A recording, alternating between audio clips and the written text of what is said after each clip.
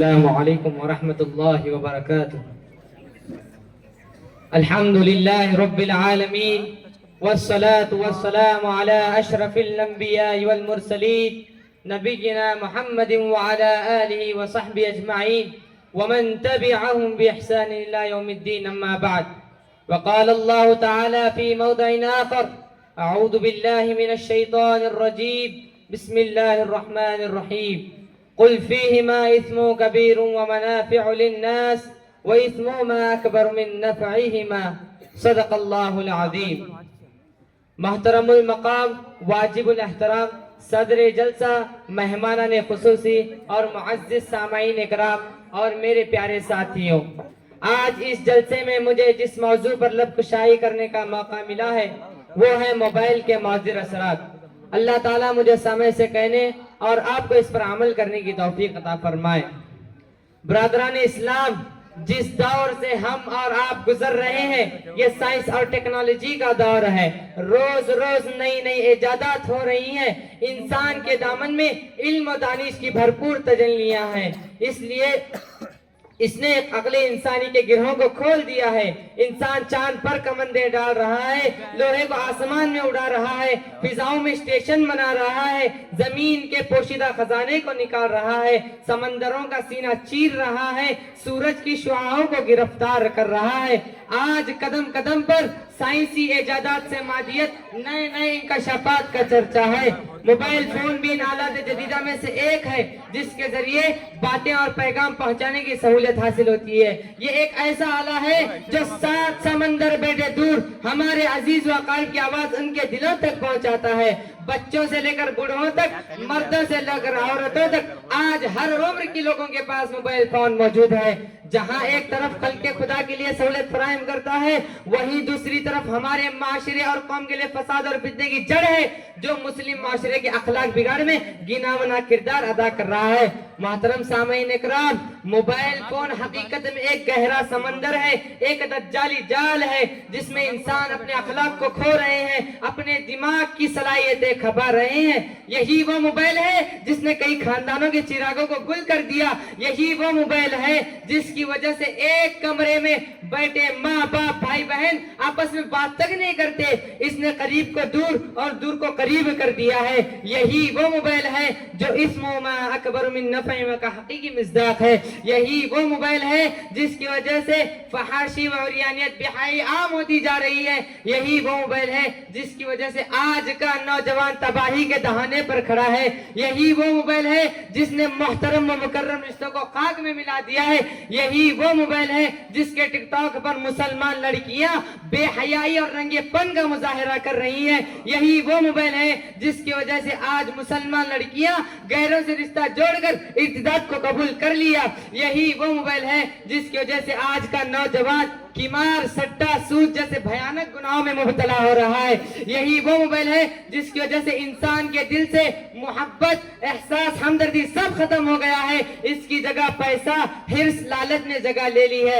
علامہ اقبال نے کہا تھا، ہے دل کے لیے موت مشینوں کی حکومت، ہے دل کے لیے موت مشینوں کی حکومت، احساس مروت کو کچل دیتے ہیں آلات۔ محترم سامعین اکرام، اگر موبائل نہ ہوتا تو کوئی خاندان تباہ نہ ہوتا، اگر موبائل نہ ہوتا تو رشتوں میں محبت ابھی باقی رہتی، اگر موبائل نہ ہوتا تو اقبال کے شائن فلموں، گیموں اور گانوں کے پیچھے اپنی زندگی کو تباہ نہ کرتے، اگر موبائل نہ ہوتا تو خواتین میں حیا بھی باقی رہتی، اگر موبائل نہ ہوتا تو آنکھوں کی حفاظت ہوتی، اگر موبائل نہ ہوتا تو انسان اپنے اوقات کو ضائع نہ کرتے، اگر موبائل نہ ہوتا تو مسلمان اغیار کی تقلید نہ کرتے، کیونکہ اسی موبائل کا نتیجہ ہے آج کا نوجوان شکل و صورت، جسم و جامہ، عادت و اطوار، طور طریق، چال چلن، غرض، ہر چیز میں اغیار کی تقلید کر رہا ہے، فقط نام کا مسلمان رہ گیا ہے۔ بقول شاعر، وضع میں تم ہو نصارہ تو تمدن میں یہود، وضع میں تم ہو نصارہ تو تمدن میں یہود، یہ ہے مسلمان جنہیں دیکھ کر شرمائے ہنود۔ محترم سامعین کرام، پہلے زمانے میں اگر کسی شخص کو رقص یا سرور کی محفل سجانی ہوتی، گانے بجانے کا اہتمام کرنا ہوتا، طوائفوں اور بدکاریوں کا اجتماع کرنے کا جی چاہتا تو ہزاروں روپے خرچ کرنے پڑتے، پارٹیوں کی پیشگی کے لیے بکنگ کرنی ہوتی تھی، جب جا کر کہیں چند گھنٹوں کے لیے سامان عائش مہیا ہوتا تھا۔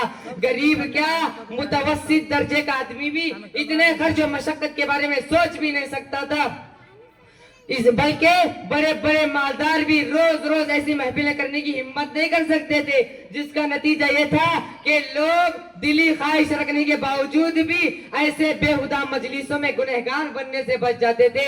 مگر یہ صورتحال انسان کے دشمن شیطان اللعین کے لیے نہایت تکلیف دہ اور مایوسی کا باعث تھا۔ وہ تو یہ چاہتا تھا کہ تمام ہی انسان، خواہ وہ امیر ہو یا غریب، بادشاہ ہو یا رعایا، چھوٹے ہو یا بڑے، عالم ہو یا جاہل، مرد ہو یا عورت، شہری ہو یا دیہاتی، تمام ہی انسان ہر روز، ہر گھڑی، ہر آن ان بےہودہ مجلسوں میں شرکت کرے، حیا باختگی، عصمت فروشی، بے شرمی اور بے غیرتی کا درس لے، معاشرہ انسانی فتنہ و فساد کی عام جگہ بن جائے۔ اس دیرینہ تمنا کی تکمیل لے کر پوری شیطانی فوج برس تک منصوبہ بناتی رہی، ممکنہ تجویزوں پر غور کرتی رہی۔ بالآخر وہ دن آیا جب پورے عالم میں شیطانوں نے عالمگیری جشن منایا۔ وہ منحوس دن تھا جب اسمارٹ فون کی ایجاد ہوئی ہوگی۔ آج یہ شیطانی ڈبہ مجمع الخبائث ہے، سر چشم معصیت ہے، اعمال اسلام کے لیے سم قاتل ہے، روحانیت کا لٹیرا ہے، ساری خرابیاں اس میں جمع ہے، سب ہی نجاستیں اور غلاظتیں اس کے دامن میں پلید ہیں، اور سارے ہی لوگ اس کے دامن فریب میں گرفتار ہیں۔ کیا امیر کیا غریب، کیا بادشاہ کیا رعایا، کیا چھوٹے کیا بڑے، کیا عالم کیا جاہل۔ بقول شاعر، ہم ہوئے تم ہوئے کہ امیر ہوئے، ہم ہوئے کہ تم ہوئے کہ امیر ہوئے، اس کی زلفوں کے سب اسیر ہوئے۔ محترم سامعین اکرام، موبائل اور آلات کے وجود نے انسان کو حقیقی خوشی سے محروم کر دیا ہے۔ جسمانی تقاضوں کو تو پورا کیا، لیکن روح کو فاقے میں چھوڑ دیا ہے۔ آج پوری دنیا چین و سکون کی تلاش میں سرگرداں ہے۔ وہ تو یہ سمجھتی ہے کہ برہنہ تصویروں میں سے سکون مل جائے گا، ناچ گانوں کی محفلوں میں سے سکون مل جائے گا، حسیناؤں کی پہلوؤں میں سے سکون مل جائے گا۔ سنو قرآن کہتا ہے، الا بذکر اللہ تطمئن القلوب۔ جاؤ 5 اسٹار ہوٹلوں کے دھکے کھا لو، جاؤ مغرب کی گندی تہذیب کی طرح کپڑے اتار دو، جاؤ ان نوجوانوں کی طرف جانور بن جاؤ۔ اگر تمہیں کہیں سکون ملے تو رب کہنا چھوڑ دو، اگر تمہیں سکون کی تلاش ہے تو آؤ خدا کی دامن میں، تمہیں سکون ملے گا۔ یہ موبائل اور آلات جدیدہ میں تمہیں کبھی سکون نہیں مل سکتا۔ یہ آلات تمہارے جسم کو تو بنا سکتے ہیں، لیکن تمہارے روح کو زندہ نہیں کر سکتے۔